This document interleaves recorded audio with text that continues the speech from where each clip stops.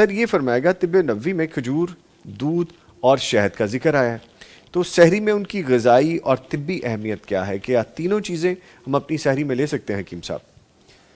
جی، دودھ، شہد اور کھجور یہ ایک ہی فیملی سے تعلق رکھتے ہیں اور تینوں میں غذائی خصوصیات بہت زیادہ پائی جاتی ہیں۔ کھجور ایک ایسی اللہ تبارک تعالیٰ کی نایاب اللہ تبارک تعالیٰ کا تحفہ ہے، اس میں آئرن ہے، میگنیشیم ہے، فاسفورس ہے، کیلشیم ہے، زنک ہے اور کاپر ہے، اور اس کے اندر منرلز موجود ہیں۔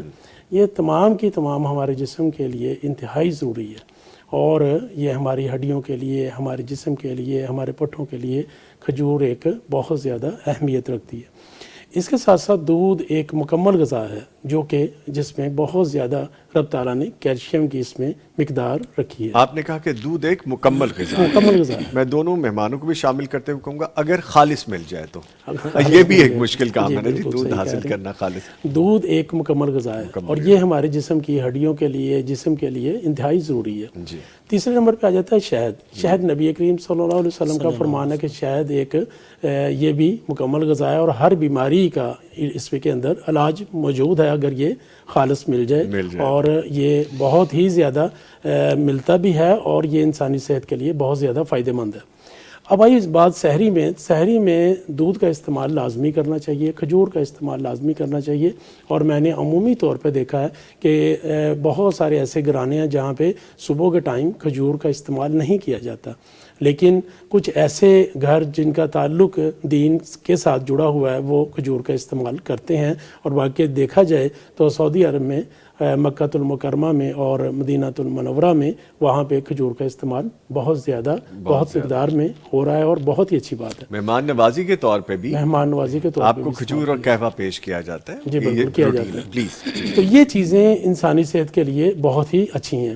اب سحری میں جب ان تینوں چیزوں کا ہم مرکب لے لیں یا ان کو علیحدہ ان کو استعمال کر لیں تو یہ ہمیں تمام دن توانائی مہیا کریں گی، شکست و ریخت ہماری دور ہوگی، ہمارے اندر کچھ ایسا نظام جو ہمارا پٹھوں کا نظام ہے اس کو بہتر کریں گی، اور ہمیں بہت ساری توانائی مہیا کریں گی جس سے میٹابولزم ہمارا بہتر ہوگا۔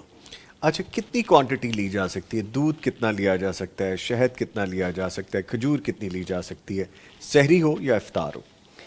اصل میں مسئلہ یہ ہے کہ ہمارے ہاں سحری کا کنسیپٹ جو ہے نا وہ یہ ہے کہ ہم لوگ صرف چند منٹ پہلے اٹھیں گے اور اٹھتے ہی ہم نے جو سحری ہے وہ مکمل کر لینی ہے، اور اس سحری میں جو کچھ سامنے ہم نے وہ سب کچھ اسی وقت اسی 10 منٹ میں کھانا ہے۔ حالانکہ کھجور چاہیے کہ ہمیں صبح کے ٹائم سب سے پہلے کم از کم سحری کے وقت ہمیں تہجد کے وقت اٹھ جانا چاہیے، اور 3 کھجور کم از کم لینی چاہیے، 5 بھی لینی چاہیے، 7 بھی لینی چاہیے، لیکن یہ مزاج پہ ڈیپینڈ کرتا ہے کہ آپ کا مزاج کیا ہے۔ اگر سرد مزاج والے ہیں وہ تو زیادہ بھی کھا سکتے ہیں، گرم مزاج والے جو ہیں وہ 3 کھجور کم از کم لیں، اور یہ ان کی صحت کے لیے بہت بہتر ہے۔ اس کے بعد یہ ہے کہ تھوڑی دیر ٹھہرنے کے بعد پھر دودھ کا استعمال کیا جائے، اور دودھ کم از کم 1 گلاس جو ہے نا وہ نیم گرم فارم میں بھی لے سکتے ہیں، اور اس کو آپ تھوڑا ٹھنڈا کر کے بھی لے سکتے ہیں موسم کے حوالے سے، جیسے بھی موسم ہے، یا روم ٹمپریچر والا بھی ہو وہ بھی آپ استعمال کر سکتے ہیں۔ اس کے ساتھ ساتھ شہد ہے، تو شہد میں سمجھتا ہوں کہ آپ 1 چمچ اسی دودھ میں ملا کے شہد کو استعمال کر سکتے ہیں، لیکن یہاں پہ یہ میں ضرور کہوں گا کہ جن لوگوں کی شوگر بہت زیادہ رہتی ہے وہ شہد کا استعمال بہت مناسب کریں اور ہر تیسرے دن کر سکتے ہیں۔